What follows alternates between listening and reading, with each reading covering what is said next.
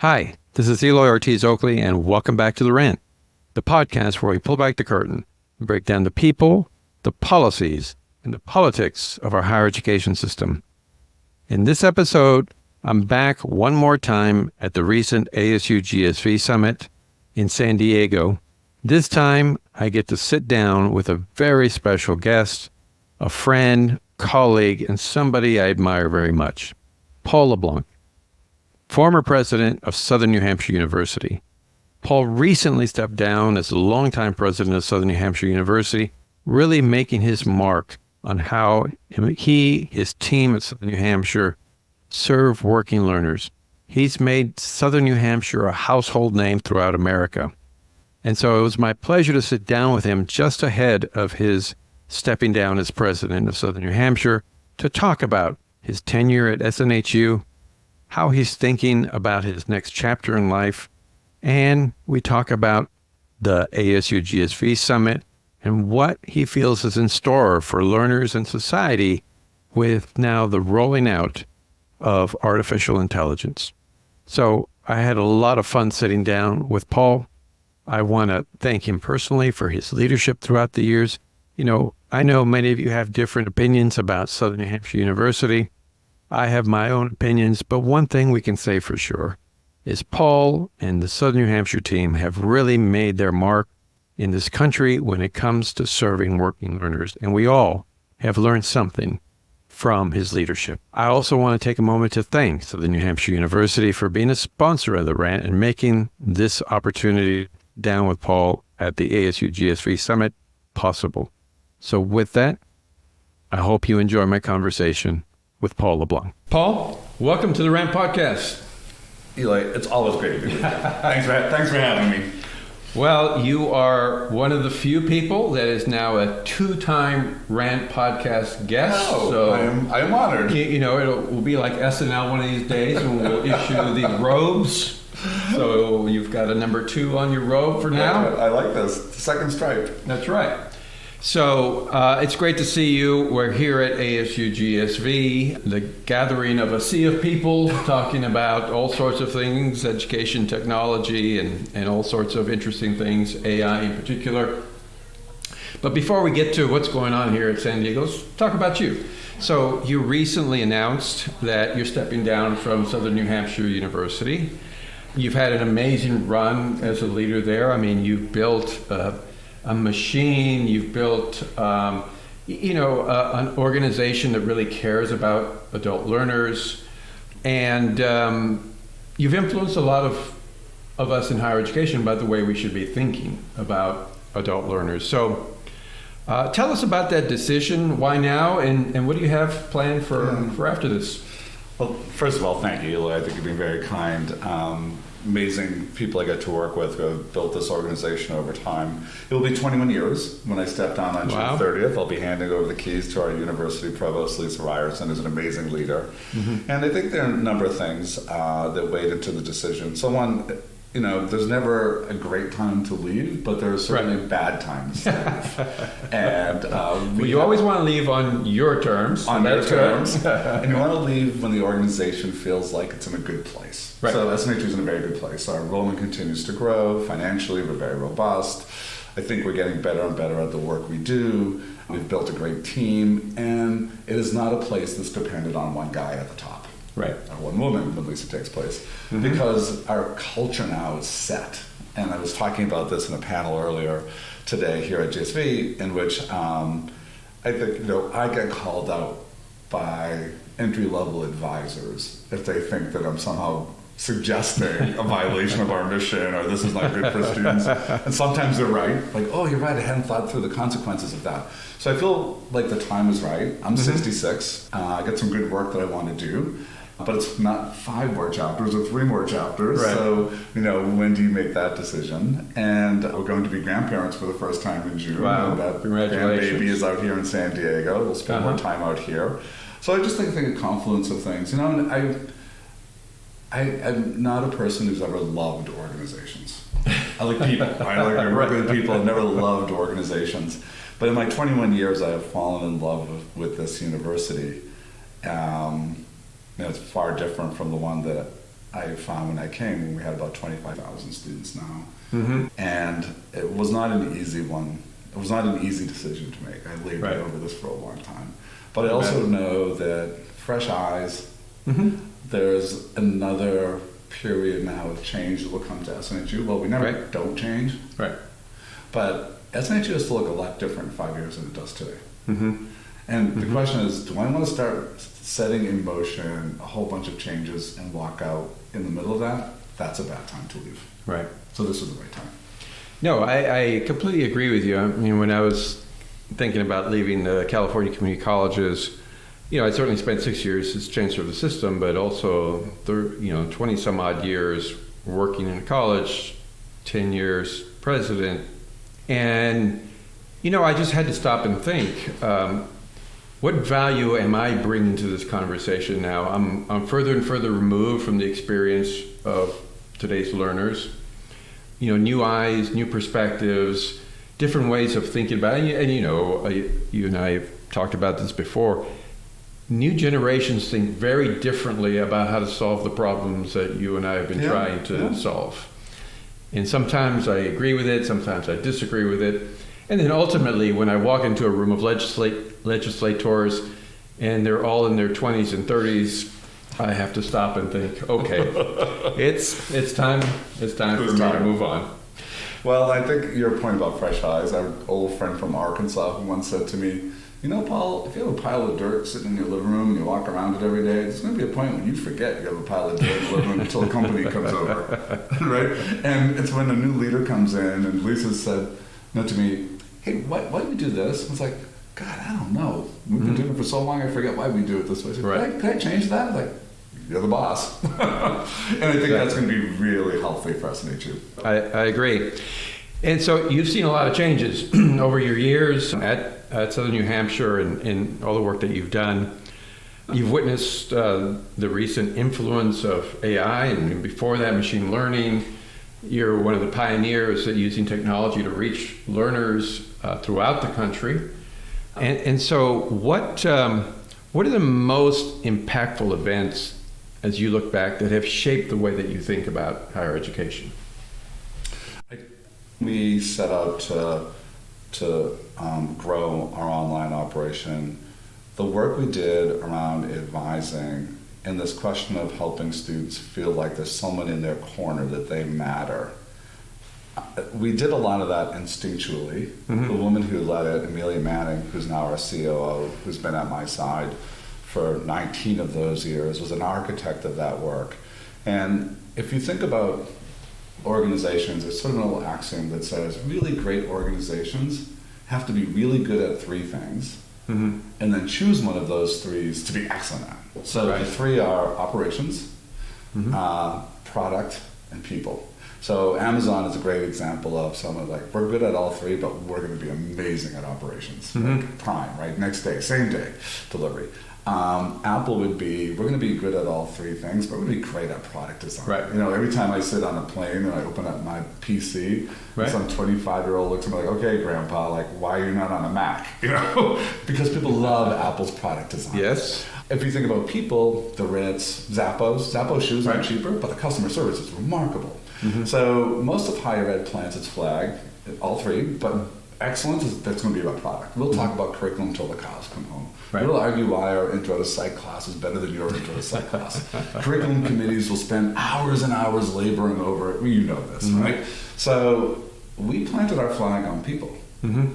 And we said for our students who have not done well often in higher ed, where it hasn't fitted their lives very well, we're going to do everything possible to sort of make things work for individual students at scale. Mm-hmm. So our advising model, their advisors with you through the whole of your experience. They have an intimate relationship with you. It's lonely to be 10 o'clock at night in your dining room, your family's in the other room watching TV and laughing at their favorite show. It's your advisors checking on you. It's we have to be good at academics, mm-hmm. we have product, we have to be good at operations, but we have to be really good at people. So you need transcripts because you have prior credits. We're going to chase them down for you. We're going to pay the $10. We pay, not you. You don't get billed for it later, right? We've built that into our operations. You have a problem, you're not going to have to wait 3, 4, 5 days for someone to call you back. We're going to call you back immediately. You say you're interested in one of our programs, we're going to measure how much time it takes us to get back to you. We average about 3.5 minutes. We aim to get back to you in under 8. That's operations and people. So that's where I think that was we did it. I watched it be successful, and I finally was able to articulate it intellectually in the book that I wrote in 22, Broken. And the first chapter is called Mattering. Because you can't transform a life if someone feels like they don't matter to you. Right. Basic, most existential question. So I think that was a real learning. I think when we got to scale, I had to learn to lead differently. Because you led a massive system. What, 2 million students? It was about 1.8. No, well, it was about 2.1 when I started. It was about 1.8 when I left. So massive scale, lots of institutions, right? So at size and complexity, you no longer can be everywhere, checking on everything. No. Right. And I think I was still trying to lead like I had a smaller institution. And I remember having dinner with my board some years ago and saying, at that point, we were about $500 million operation. So I came in when we were $50 million. I'm still leading like I'm it's the same organization. I used to be able to know everyone's first name. That's impossible now, right? And I said to them, I need 6 to 9 months to see if I can be the leader you need me to be. And I'd like to tell you that I'm not before you figure it out. I hope I'm going to tell you that I think I can do it for you. So that was a real key inflection point, learning how to delegate, trust, understand systems more than people, like really thinking about what is the framework in the system. And then I think about 3 years ago, I had a guy who's really become a great coach and consultant and friend who took me inside and said, Paul, your people really love working for you. And I said, over here, something's coming, right? We talked about they feel the sense of mission, they value leadership, you're so like dad, blah, blah, blah. He said, well, you're really failing your leaders. And I said, what? And he said, when I asked them questions about why do you do this, they said, well, Paul really likes it this way. Paul said he wanted. It's like, did you disagree? Well, I don't know if I really fully agree, but I trust Paul to know. It's like, that's not training leaders. Right. You're not developing leaders. Right. And it really had, it was a big, like, honestly, it felt like I was sort of kicked in the gut. Right. Because I thought, like, I grew up Catholic, so I should have known better. As you move through, the playbook that gets you to a certain level is often not the playbook that gets you to the next level of leadership. Right. And how do you still keep growing? I think the leaders you and I know who we watch struggle is oftentimes that lack of growth, that lack of adaptability, to understand what's demanded of their leadership, and sometimes to understand that it's time to leave. So you are obviously in transition. What are you going to be doing now? What I'm sure you're not just going off to your cabin and No. Actually, we were here last year at ASU GSV. George Siemens, who I'm sure you know, I think one of the world's great leaders in AI and education, and an old friend, created the first move, kind of created the field of learning analytics. He was here, and we were both bemoaning what we felt was a lot of talk about AI, but not enough talk about the sheer magnitude of the change we think is going to wash over society. Right. So George and I would both say we're in the camp that thinks everything is radically changing. And it felt more like, well, yeah, we'll use AI, and it's like, no, like big questions are going to be in front of you. So at the end of our chatting and kind of complaining and commiserating, I said, George, this isn't public yet, but I'm going to be stepping down next year. And I've been thinking about what I'd like to do next. How about you come join me, leave the University of Texas, the University of South Australia, had a dual appointment. Why don't you leave, come join me, and let's see if we can reinvent learning. So that's all we're doing. We've created a public benefits company called Human Systems.